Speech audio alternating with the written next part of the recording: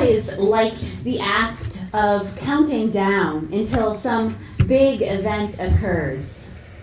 In my high school AP English classroom, I used Post-its on a bulletin board to make a countdown of the days until the end of the school year. Now, I had some pretty intense senioritis, so I think they started nearly 100 days out. And the act of taking down a Post-it each day never ceased to bring me joy. So it will be no surprise that I also have a certain affinity for Advent calendars. Who opened an Advent calendar this morning? Anyone? Julia did. Julia's kids did. Yeah. Did anyone's kids open an Advent calendar? Okay. All right. So luckily I married into a family that loves Advent calendars. So there is no shortage of them in my life each December. I am not actually sure how many Advent calendars my mother-in-law has stashed away in their basement, but I know that we get at least 2 sent home with us at Thanksgiving each year, and they've usually been used at least once before. Some of them are well worn from years of opening those doors. I think I take almost as much pleasure as my kids do at opening each little door and seeing what the image is behind it. They don't know that there are Advent calendars with chocolate in them, so don't tell them, okay? We love to count how many doors are left each day, and there is a special joy at getting past that halfway mark. December 13th is really fun. The best part of Advent is, of course, is that there is this very definite end to the waiting. There's a certain special sweetness in waiting when you can see that end. It is so much easier to find joy in the waiting time, to know the hope that this season is so famous for. Much of the waiting that we do in regular life has less certainty involved in it.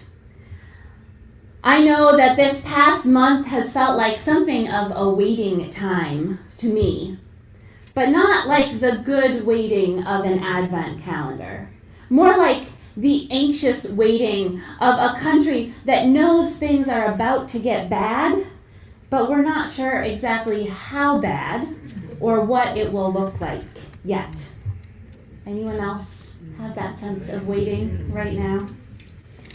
We are waiting and preparing our hearts for what is to come, much in the way that Advent is about waiting and preparing, but with a significantly less pleasant end point. Just a week after the election, I was at a pre-choir rehearsal, and I heard that lovely small group that just sang, rehearsing this song that I had requested back in October for this service. It's called Canticle of the Turning, and it's one of my favorite Advent songs, even though the theology is a little bit different than my own.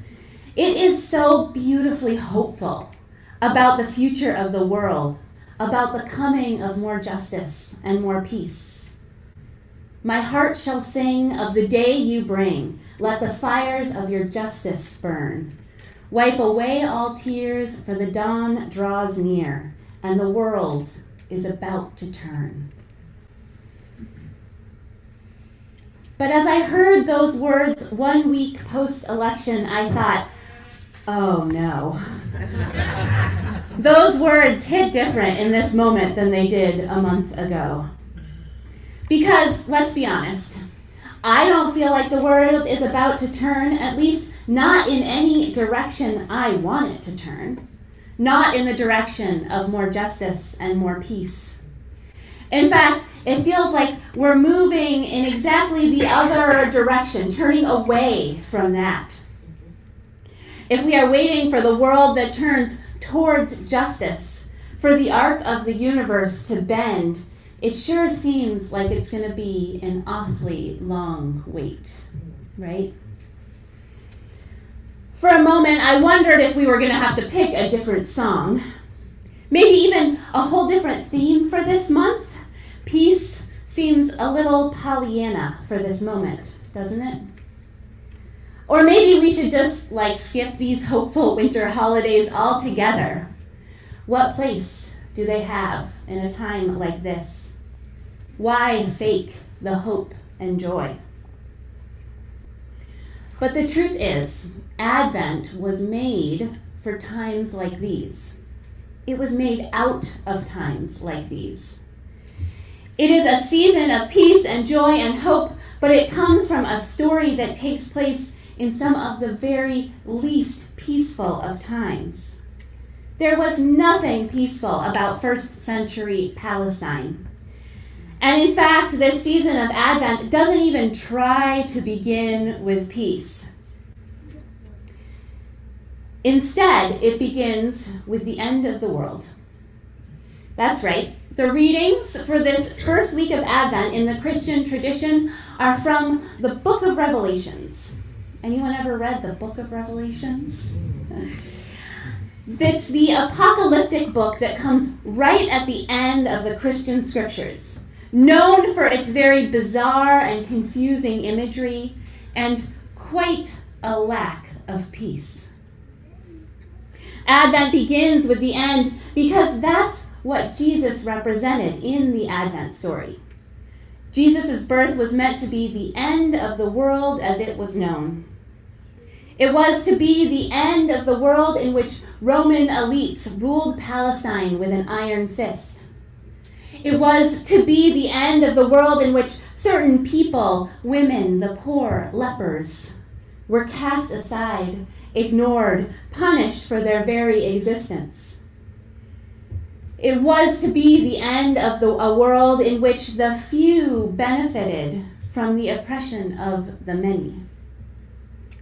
As Pastor Adam Phillips describes it, Advent begins with the end of the world because the ancients saw fit to remind us of the harried and violent world into which the Christ child was born, which, he says, if we are honest, is also like the world in which we find ourselves.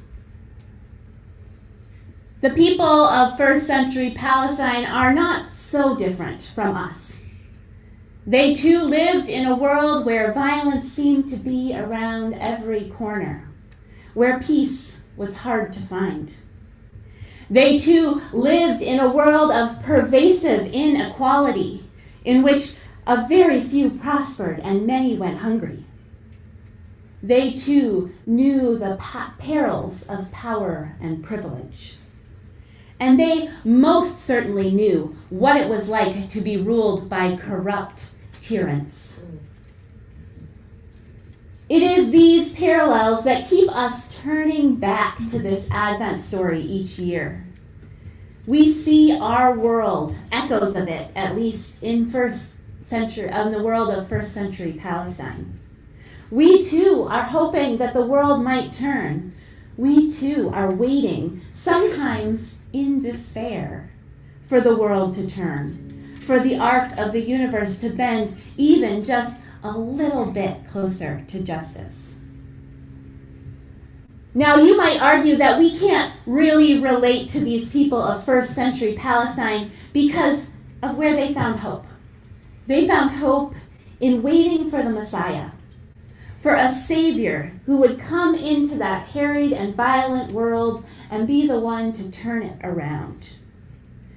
They could just wait, right? Preparing themselves for the end of one world and the beginning of the new world. At least that's how the Bible tells the story.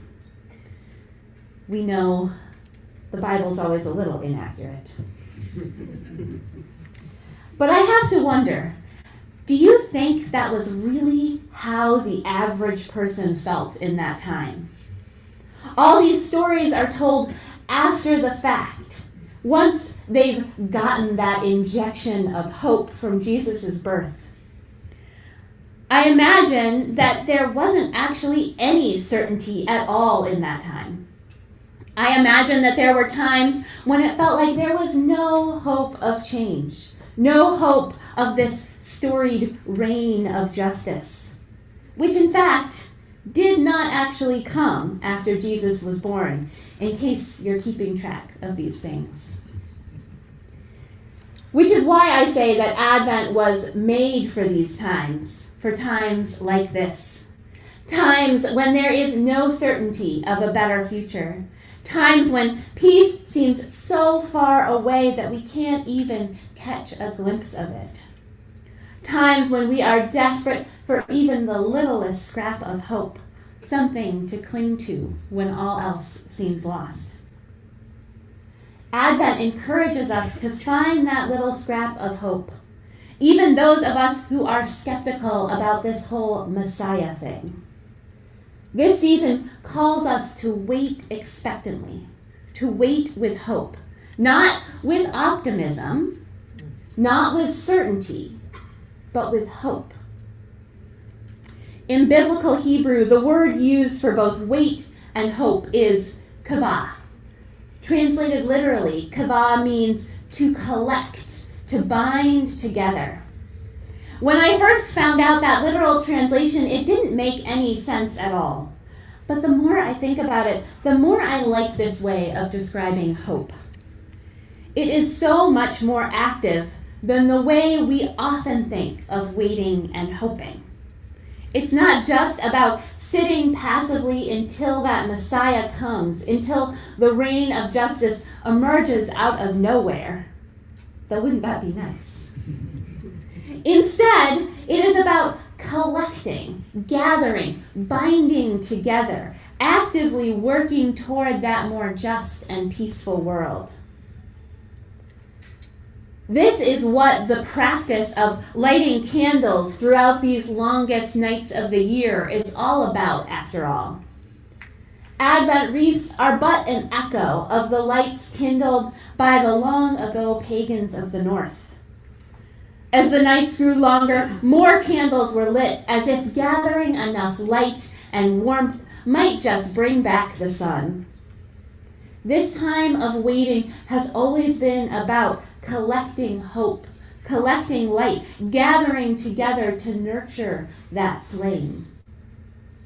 As the Reverend Victoria Safford says, it is an ancient discipline, an old December discipline in the northern world, to watch for light whencesoever it appears, and to nurture it, kindle it, fan that little flame, draw other people toward it to warm their frozen hands and feet, to flare it up, to pass it on. The lighting of these candles on the Advent wreath, symbolizing hope, peace, joy, and love, is not done because there is already enough hope or enough peace or enough joy or enough love in our world. We wouldn't need them if there were already enough. Rather, it is an effort to collect hope, to collect peace, to collect joy, to collect love, knowing that our world needs it. And that's the spirit of Advent that I think we might need in this moment. We are in this waiting time, this time of waiting for a new political reality, wondering how bad it will be. We could wait anxiously, and let's be real, we will probably do some of that. But we could also use this waiting time as a time of preparation, a time to prepare our hearts and spirits, to inject a little hope and joy into our beings. I think this is just the preparation we need, to collect hope, to bind ourselves more deeply together for the struggle to come, and to find in that binding a hope in each other. Is the world about to turn towards peace and love? Probably not.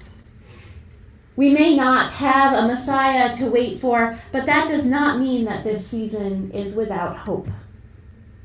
So what if we were to wait this Advent as if the world is about to turn? What if we wait weary and heartbroken, but holding hands with each other and collecting hope together? What if in this waiting time we could gather up every ounce of love and peace and hope and joy that we can, praying that it is enough to get us through what is to come. For all we have is one another and the hope that we collect together. All we have is one another and the faith that our love might one day be enough to create true peace, to usher in that reign of justice. So let us wait, like the world is about to turn, preparing our hearts to make it turn together. May it be so.